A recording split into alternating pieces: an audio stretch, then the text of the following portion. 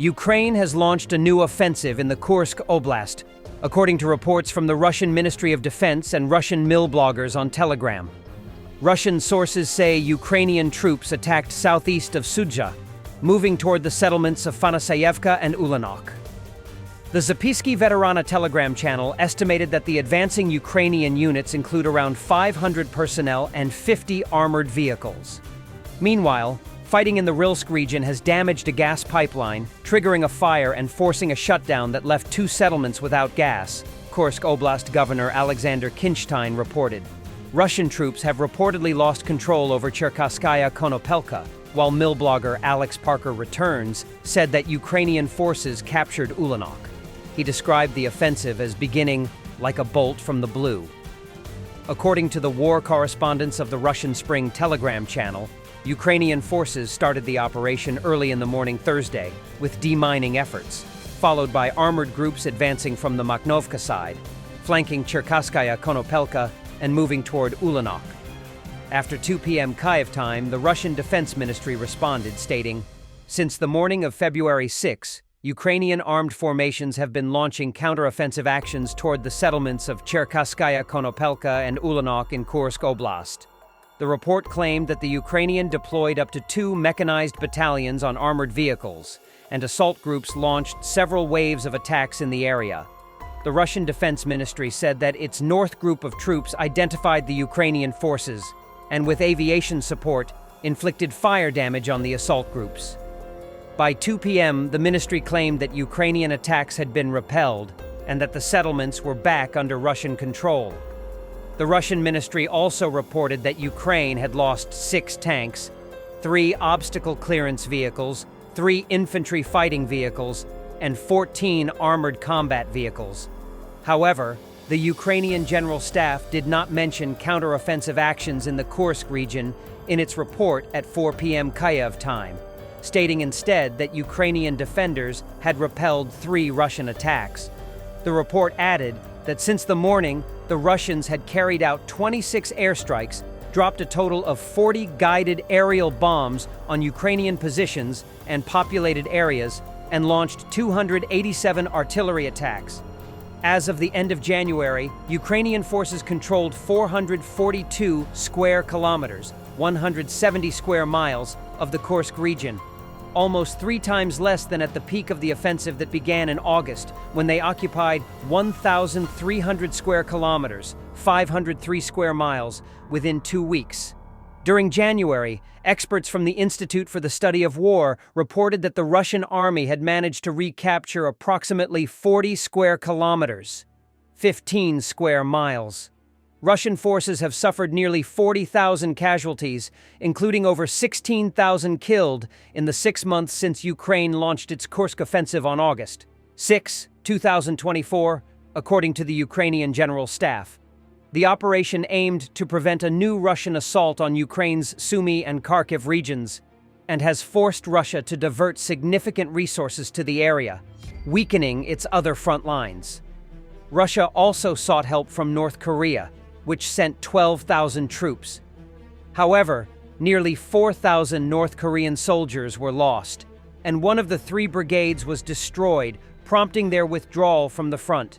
Ukrainian forces captured 909 Russian soldiers, bolstering the prisoner exchange pool and enabling the return of hundreds of Ukrainian defenders.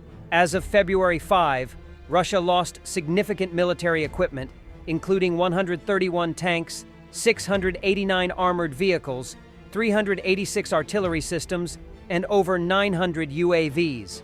After Ukrainian forces seized part of Russia's Kursk region last summer, Putin declared defending it a top priority. Despite ongoing Russian advances in eastern Ukraine, Kyiv is reportedly holding on to its Kursk gains as leverage for future negotiations.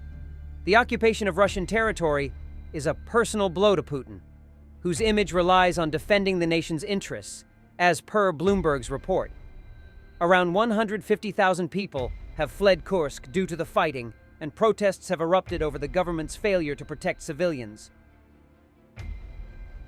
The 414th Regiment, Magyar Wormbuster Team, destroyed a Russian tank. After the tank got hit, the crew disembarked and ran off. The 414th Separate Brigade of Unmanned Aerial Systems, known as Magyar's Birds, has been effectively utilizing first-person view drones to target Russian armored vehicles. In a recent operation, the brigade destroyed 6 Russian armored vehicles equipped with electronic warfare systems and protective grills. Despite the enemy's advanced countermeasures, the brigade's operators employed non-standard frequencies to successfully neutralize these threats. In another mission, the brigade's drone pilots targeted an enemy convoy comprising an MTLB tracked tractor, an armored personnel carrier, a Gazi-66 truck, and a UAZ off-road vehicle. The FPV drones systematically destroyed each vehicle in the convoy, including a truck loaded with ammunition, leading to significant enemy losses. These operations highlight the brigade's innovative tactics and adaptability in overcoming Russian electronic warfare defenses. Uzbekistan has transferred part of the UH-60 Black Hawk helicopters, overtaken by Afghan pilots in 2021, to the United States. The Uzbek branch of the Voice of America reported on this. In 2021, when the Taliban seized power in Kabul, Afghan pilots managed to smuggle some of the country's planes and helicopters to Uzbekistan and Tajikistan. At the time, 22 military aircraft and 24 helicopters with 585 Afghan servicemen on board crossed Uzbekistan's airspace.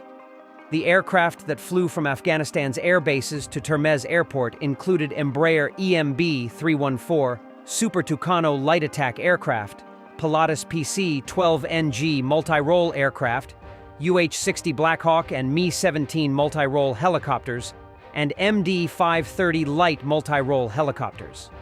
One of the Embraer EMB-314 Super Tucanos was lost in flight due to a collision with an Uzbek MiG-29 fighter jet accompanying it. The pilots of both aircraft ejected and landed by parachute. Representatives of the Taliban have repeatedly stated that these planes and helicopters are the property of Afghanistan and must be returned. In response, official Tashkent stated that the airplanes and helicopters were the property of the United States and could not be returned. American officials later confirmed this statement by Uzbek officials. As a result, most of the 46 pieces of aviation equipment that ended up in Uzbekistan were returned to Uzbekistan. However, 7 Black Hawk helicopters, which the Pentagon recognized as suitable for operation, were returned to the United States. The former Afghan Air Force was also able to evacuate at least 12 Cessna AC-208 reconnaissance and strike aircraft and 1 Pilatus PC-12NG to Tajikistan. The possibility of using Cessna AC-208s in Ukraine as a prospect for fighting Shahed in Ukraine was discussed in our article. In addition, some of the aircraft at the time of the Taliban's seizure of power in Afghanistan in 2021 were outside the country, either untransferred or undergoing maintenance. In the United States, the former Afghan Air Force aviation was initially brought to one military base. As early as April, some of the Mi-17 helicopters began to be transferred to Ukraine. A total of 20 such helicopters were announced.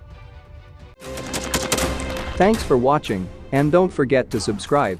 Also, if you want to support Warthog Defense, please become our member and get early access to new videos, exclusive members-only videos, and become administrator in comment section. The membership link is in the description. Rescues every day. We had a guy last week at 6 rescues in 6 days. You know, he's doing the job every day.